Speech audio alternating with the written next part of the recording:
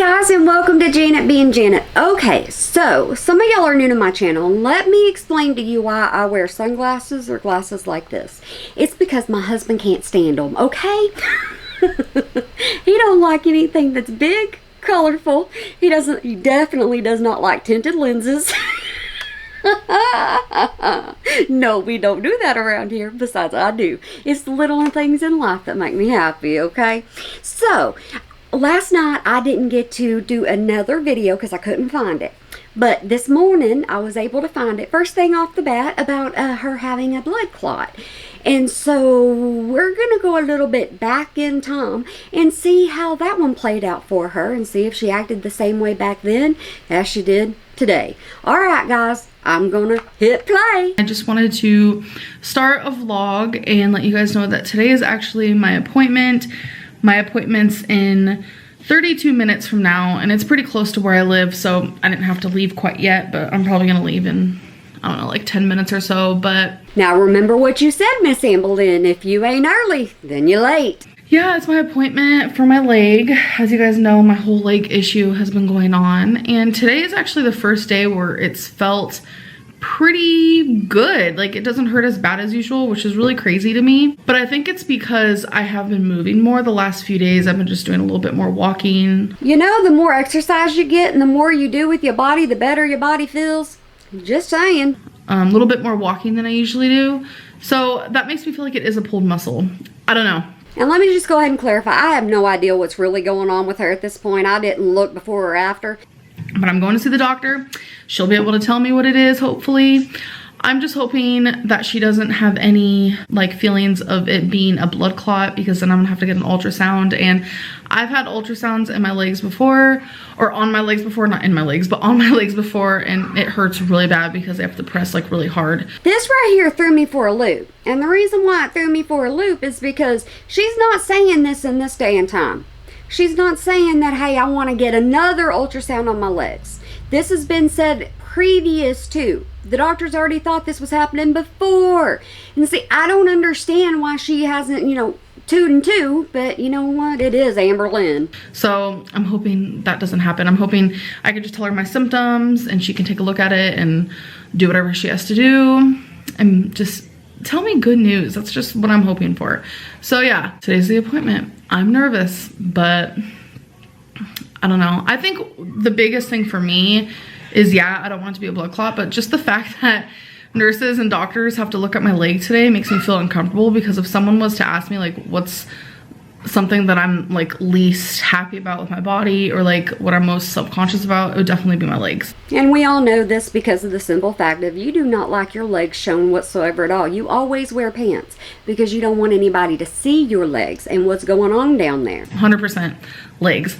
So I'm not looking forward to that, and I kind of feel ashamed because my weight gain and stuff like that. So we'll just see what my doctor has to say for me, and I will keep you guys updated and let you know everything that's said. But as of right now, I'm pretty freaking nervous. So okay, so we're back home. That must mean that we didn't get put in the ER, so that must mean we're not admitted to the hospital, which means that most likely it's not a blood clot. No, I didn't get this far. I heard blood clot and I was like, dang dang. Okay, it's been kind of a long day, but here we are back home. It is nighttime. I'm really trying to work on my sleeping schedule. When are you not working on your sleeping schedule? Still today you're working on that daggone schedule. So it's almost gonna be 10, so I really wanted to film this and get to bed at a decent hour, because I'm really trying to work on that, because that's important for me. So I'm going to explain everything that happened at the doctor's today. And the last time I went to the doctor and I shared what happened, there were a lot of people who called me a liar. She uses doctors now like she used doctors back then. You know what, just to poke up a little bit of scaring in her audience. So just to get that out right now, there is no lying in this video. Miss Amber. Miss Amber. If you have to say there's no line in this video, that means you've lied way too much. No exaggerating. This is my true story of what happened today, and there are some things in this video that I'm not really wanting to share or wanting to admit, or anything like that. But I know I'm gonna get a lot of questions if I just upload a video that says, hey, I went to the doctor, and then that was that. Because you put the fear into everybody. You talk about all these things going wrong with your body, and everybody thinks about that, and then it scares people. So I feel like it's important that I just let it all out now. I'm the type of person that when I sit down to film like a story type deal and I want to explain something, I really want to just like explain everything. So we're gonna start with the fact. See, she said there's not going to be any line, right? So then she has to start off with the fact. Miss amberlynn cannot be trusted. That when I got into the doctor's office, there was nowhere for me to sit because my ass is too big to fit in the chairs. I remember that. I remember she went to the doctor a couple of times and got stuck. Never understood why she would tell us things like that, but she would. So I had to walk from the car into the doctor's, which for me is already hard enough. And then every single one of the chairs had those arms on it, but they were definitely tiny, trust me. She would even say sometimes Beck couldn't fit in them either. Whatever, Miss Amber. I mean, for the average person, I'm sure they're fine and dandy, but for someone like me, I wasn't able to sit down, so then I had to stand. I had to stand for about 15 minutes, and I'm not used to that. I don't stand on the regular basis. I don't stand that long on the regular basis. The longest I stand is daily in the shower. I try to take the fastest showers that you've ever known in your life because it is a struggle for me. These things are becoming a struggle and are a struggle for me because that's just how it is now. Now remember guys, back then she was kind of bedridden and she was getting bed baths, you know, with a little bucket beside her, bowl beside her, and then, you know, she said Beck didn't have to help her, but we all know Beck helped her. So then when they finally called me back, you guys know when you go to hospitals or you go to like doctors, go down this hallway, go down that one, turn that way. Hey, why did you say hospital first? I just realized that. Why did you say hospital first? Did you go to a hospital and not a doctor?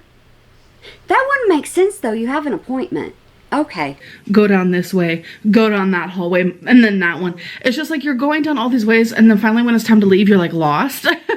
But I don't walk anymore. Like, I have a Fitbit, I don't use it. I have legs, I rarely use them. I need to move more, obviously. Okay guys, for you newbies, this is who amberlynn used to be. I can take accountability for the things I don't do right with my body. Doesn't mean that I'm going to change the way I do my body though. Because this was so embarrassing.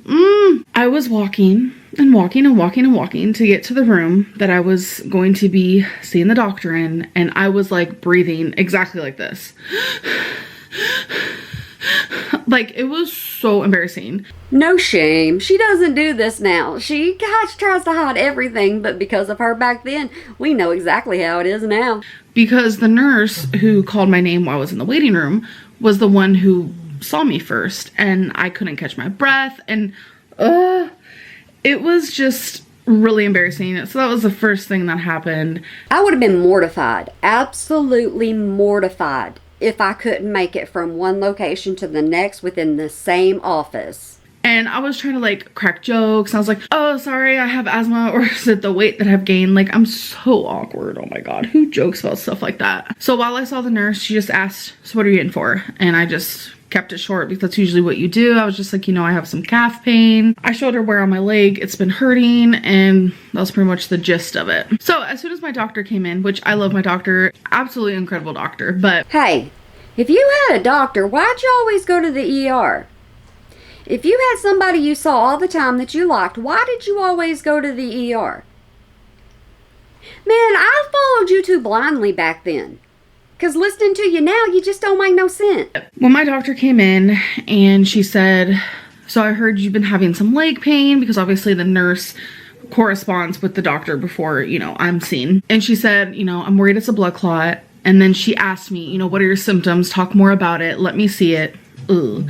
I knew she was going to look at my leg. And like I said, I was dreading that part. I knew it was going to happen. Like, let's get real. I'm there for leg pain. Of course, they're going to look at my leg. You notice she didn't say anything about an elevated D-dimer, but today she uses that. Why? For manipulation. Once she finally looked at my leg and she listened to my symptoms, she was like, this is not a blood clot. This is not a blood clot. And I was like, oh, thank God. But I was like, what made you think it was, you know, initially? And she said that usually when people come in for leg pain, certain leg pain, or calf pain, that it's worrisome that it could be a blood clot. Are y'all catching this? Seriously, are you catching this? If the pain is in your legs, then that's when they're worried about a blood clot in your legs. But once she heard my symptoms and looked at my leg, I had no symptoms of a blood clot. So maybe that was the same thing when you called your PCP this time. They heard your symptoms, they heard what you were saying, and they just didn't think it was an emergency. It was only emergency to you. So it turns out that I am losing a lot of circulation in that leg. How I sit, how I sleep, just how I do things. And she explained the reason why when I stand or when I walk, that's why I don't feel pain anymore, which I've explained to you guys before, that when I stand or when I walk or when my legs are straight and not, you know, bent in any sort of way, that's when I no longer feel pain, because my blood, the air, the oxygen, and just everything, all the human body little circulation tidbits. Our carefree girl back then. She was like, let me laugh at myself. It's perfectly fine. You don't do that these days. Are able to circulate easier when I'm up, legs are straight, you know, things like that. And I was like, are you for real? That's what's wrong with me right now? So I am just so glad that I don't have a blood clot, because trust me, I was worried. Becky was worried. Becky's family was worried. Eric and Ricky were worried. Y'all, like, y'all were worried. I've had so many people message me, and it's been a wild last 2 months. That's the thing. You would make mention of things that were going on with your body and you having to go to the doctor, and then people would just start eventually just ignoring everything you had to say because you kept going to the doctor over and over. But not doctor, it was usually the ER. Because that's how long it's been happening, and I'm just so glad that that's not what's wrong with me. But I do have some bad news. I do have some bad news. So let's just continue on. Let's just be grateful that I don't have a blood clot. And we're just gonna move forward and prevent blood clots at all costs. So I happened to mention to my doctor how I sleep at night. I've had a lot of people ask me if I use all these pillows, you know, and I always say that I don't, because I really don't. Pillow Mountain! Y'all that don't know, she has her pillows stacked up like this so that when she sleeps at night, she can sleep at an angle instead of laying down, because she can't do that. I use about 3 pillows, and Oh, you lying through your teeth. There was more than 3 pillows there. I don't want to like really admit this, because this is something that recently started. It actually started in 2018, so it has started this year. I don't lay down when I sleep. And I know that that is worrisome, because everyone lays down when they sleep. This is probably one of the reasons why I didn't want to share it with you guys, because it does freak me out. It did freak me out. And I always wondered, why do I feel better sleeping sitting up? And I know a lot of people would use that against me. No, everybody said you had sleep apnea. And you didn't want to believe it. You said no, you didn't. But everybody told you that's what you had. So it's not really something that I wanted to like, hey everyone, I don't lay down when I sleep. Woo woo, let's make a rap about it. Let's make a bunch of hate videos about it. Yeah, let's do some edits about it. Yeah, Amberlynn sits up when she sleeps. Woo woo, because I miss this Amberlynn. I so miss this Amberlynn. She didn't take herself so serious. Y'all, there are some trolls watching me. So you are a troll, and you admit that over and over. I talked to my doctor about that, and you know me and my awkward self, I was like, yeah, I sleep when I sit up, and it's probably sleep apnea, because I mean, look at me, you know, I was just making stupid jokes. I'm just like, why do I do that when I'm nervous and like try to just be dumb? Like, I'm just so dumb, like I can't. And she was like, yeah, that is sleep apnea. Like, she was just out in front with it, and she's like, it is. But you never got a machine though, did you? I don't believe so. I think you just told us you had it. We all thought you had it, but you never got any assistance with it. It's kind of scary to me that I didn't even need to do a sleep test for a doctor to straight out tell me that. And that's one thing. I don't want to get emotional. I got emotional at the doctor's. Okay. Rewind. That's one thing that I never wanted to be told, was that I had sleep apnea. That terrifies me. But you did absolutely nothing to change it, nothing to prevent it, nothing to change the diagnosis of it. You did nothing, and you continued to do nothing. You just got worse. it terrifies me. Ugh, just the thought of it, because people can die from that in their sleep, and that's the reality of it. That is currently what I'm going through. So my bad news doesn't really end there. This is when I began to cry, and I was a blubbery mess, and I was emotional because I no longer take my antidepressants, so I now feel all my emotions, and I cry every day over at least one thing. You would not refill it. You just go off of it because you thought you knew more about yourself than your doctors did, and it wasn't no big deal. But when I was taking Lexapro, I literally was numb to the world, so I don't know which is better, feeling nothing or feeling everything. So yeah, this is when I started crying, and I started talking about weight loss and how I just keep gaining weight and I need help. Like, I was begging for help. Like, it was embarrassing, and I looked over at Becky and she was getting teary-eyed, and the doctor was just like looking at me with sympathy, and I felt ridiculous. I was so ashamed and embarrassed, and I literally said the words, "Can you help me find a weight loss surgeon? Because I want weight loss surgery and I will pay for it." Too bad you didn't mean it.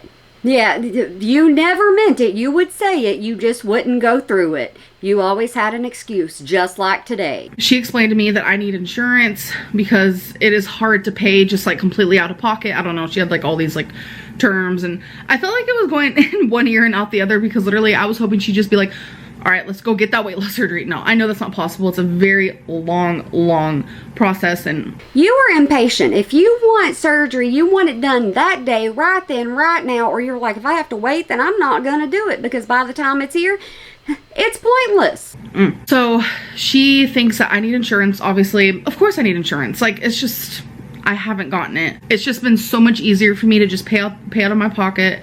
Didn't I tell you she was raking in the ching back then? $10,000 out of her bank account wasn't nothing. Bam, bam, bam. Because like labs, a few $100s, ultrasounds, a few $100s, you know, typical things that I've been doing has only been a few $100s. But if anything bad or horrible ever happens to me, heart attack and I have to be hospitalized, or what if I did have a blood clot and they had to do surgery on me? You know, these things are like thousands of dollars. And yes, I do save money, but it's still better to have insurance just in case. I don't know why I'm preaching to the choir. Like, what am I doing? Because you guys have been preaching to me forever. Okay. Well, at least you admit it. We kept trying to warn you, but you just didn't want to listen. You'll tell us, okay, yeah, I know I need it, but still, I just don't wanna. She said for now to find an insurance company, you know, try to get some insurance going so we can maybe one day in the future talk about weight loss surgery. And then she started explaining to me that she recently lost 60 pounds, and I was like, oh my God, amazing job. Because you know me and my stupid jokes. She was talking about how her and her co-workers and employees, like in the office where she works, in January they were starting like a weight loss thing, just like within the office. Oh my goodness gracious, I remember this one. Ooh, okay, I remember this one now. And she was like, I want to invite you to join us, and every single month, you don't even have to pay. You come in every single month, we can weigh you and you can be a part of this. You later on came back and said it was a lie. You were reacting to your own video when you were like, I don't remember that. I over-exaggerated.